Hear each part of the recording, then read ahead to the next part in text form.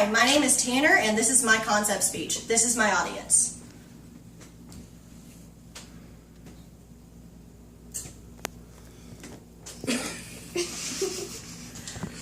How often do you turn on the news and then find yourself changing the channel due to the influx of negativity? I tend to have this feeling each time I turn on the news. The modern media tends to report on the most attention-getting stories. It has come to my attention that the information obtained by watching news, television, and social media is not enough. Today's media within the United States tends to have a biased output of information, and it is up to us as American citizens to gain our own independent knowledge and to form our own personal opinions without persuasion of outside influences.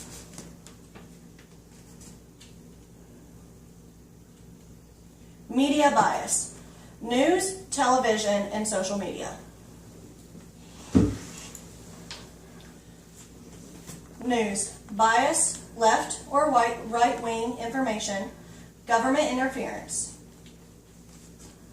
The news that you watch tends to leave one way or the other. What I mean by this is there is bias, left or right-wing leaning information, or government interference. Biased information means the media is pulling for a particular outcome in decision-making among those who watch it. Left-wing information is Democratic and right-wing is Republican. Depending on which news channel you watch, the channel will be biased. In an article called "The Role of Political Identity and Social Selection, a Perception of Hostile Media Bias" during the 2012 presidential campaign, Lynn and Hardikakis and Hansen made the statement that media can play an important role in shaping perceptions about political parties and their candidates. Government interference is what is or what is not said on news outlets is real whether citizens know it or not. This is why it is important to question everything you see, read, or hear.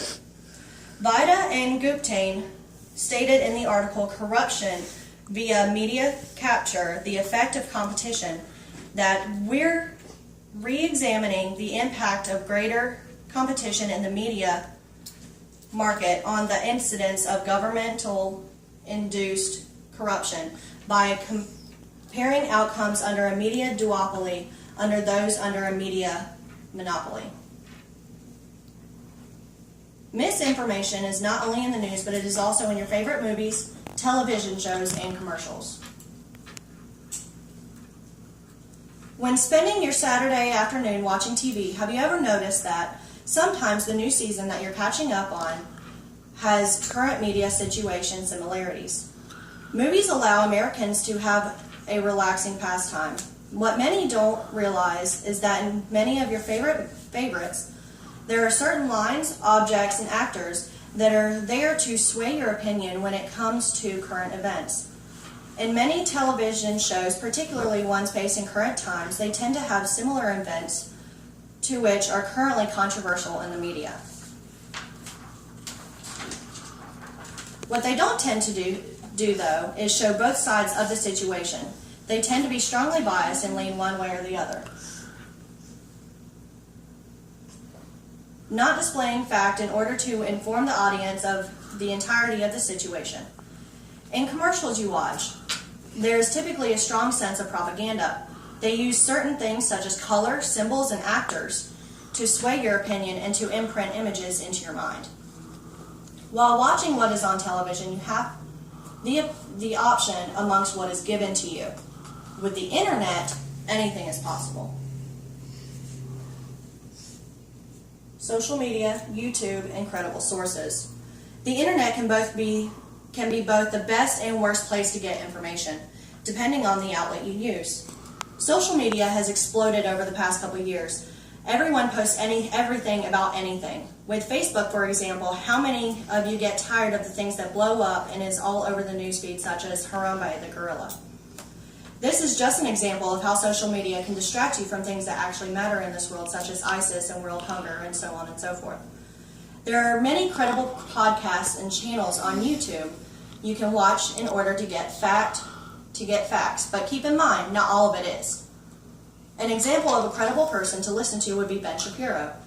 He has the experience and a strong history of stating fact rather than opinion. When doing research on politics, government, or current events, it is crucial to use credible sources. But with that being said, they can both be credible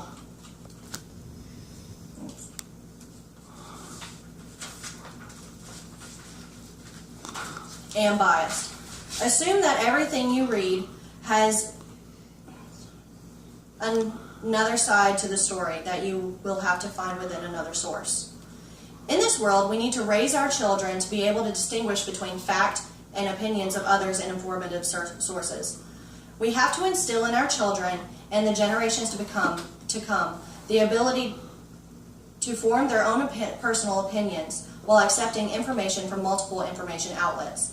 In the article, Media, Education, and Corruption, Investigating Associations, Duda and Roy stated that people need to be educated and not merely literate. The higher the proportion of educated people, the better will be the understanding of what the media propagates. The ability to have an open mind to all forms of information and all sides of every story allows for a beautiful experience and understanding of this world. Allowing yourself to open yourself to other opinions and take from theirs, others' opinions and take from theirs, and to form your own, shows a certain level of intellect and tends to be lost in today's society. Take the time to research a certain topic before posting it on social media. Take the time to be invested in the world, in this nation, as a citizen. Thank you.